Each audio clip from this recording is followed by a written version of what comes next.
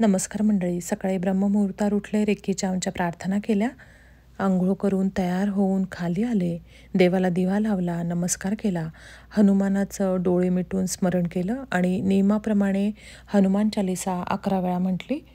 त्यानंतर अग्निदेवतेला हळदी कुंकू वाहिले, नमस्कार केला, एकीकडे चहा करायला ठेवला, कोमट पाणी घेतलं, डिशवॉशरमधली सगळी एक एक करून भांडी लावली. रात्रीच डिशवॉशर लावते म्हणजे सकाळपर्यंत ही भांडी होतात आणि सकाळी सकाळी स्वच्छ कोरडी भांडी लावायला खरंच खूप छान वाटते. भांडी लावून झाल्यानंतर शांततेत बसून चहा घेतला आणि मुलीचा डबा तयार करायला घेतला.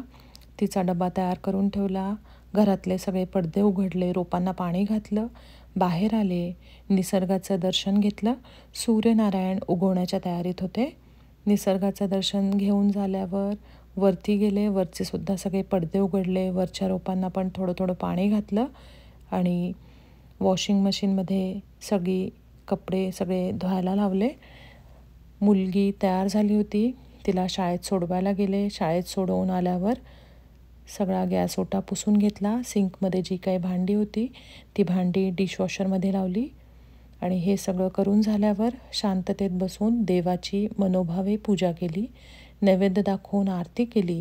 आज गुरुवार त्यामुळे गजानन महाराजांच्या पोथीतला अध्याय वाचला, नित्यसेवेचं सगळं शांततेत बसून वाचन केलं, अफर्मेशन्स लिहिली.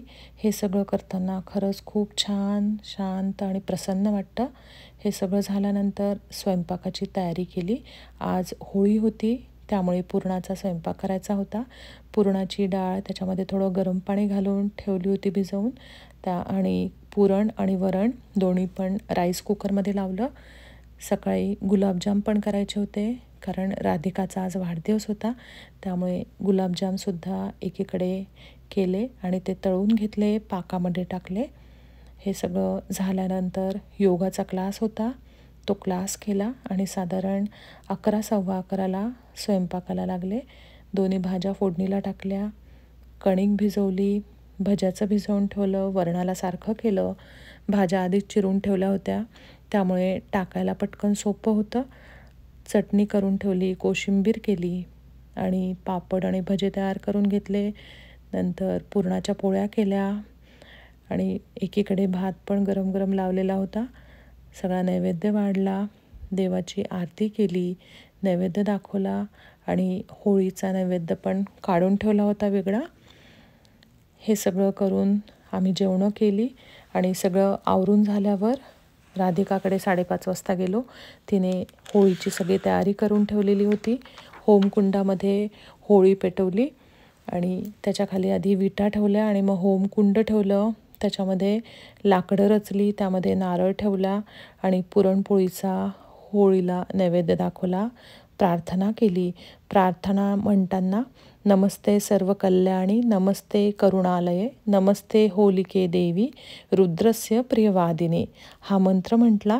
म्हणजेच मानवी मनातले जे अपवित्र अमंगल विचार आहेत ते जाळून टाकावेत, त्यांचा नाश करावा आणि मन पवित्र शुद्ध बनवावे, दुर्गुणांचा संहार करावा आणि आपल्यातील सद्गुणांचे संवर्धन करावे, ही होलिके मातेकडे प्रार्थना केली.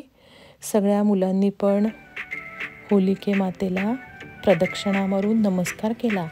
आज पौर्णिमा होती त्यामुळे मी आणि राधिकाने पण एकमेकींना हळदी कुंकू लावले, ओट्या भरल्या आणि मनोभावे होलिके मातेला नमस्कार केला.